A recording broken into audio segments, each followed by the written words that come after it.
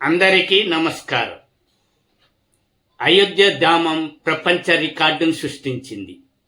26,17,215 దీపాలతో దీపాల వెలుగులో అయోధ్య ధామం ప్రపంచ రికార్డును సృష్టించింది.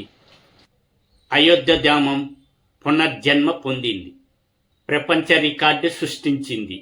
దీపోత్సవం 2025 విశ్వాసం, ధ్యానం, సంకల్పమే ధ్యేయంగా దీపోత్సవం ఘనంగా నిర్వహించారు. లక్షలాదిగా పాల్గొన్నారు. 2128 వేదాచార్యులు, పూజారులు, సాధకులతో కలిసి ఈ దీపోత్సవం ఘనంగా నిర్వహించారు.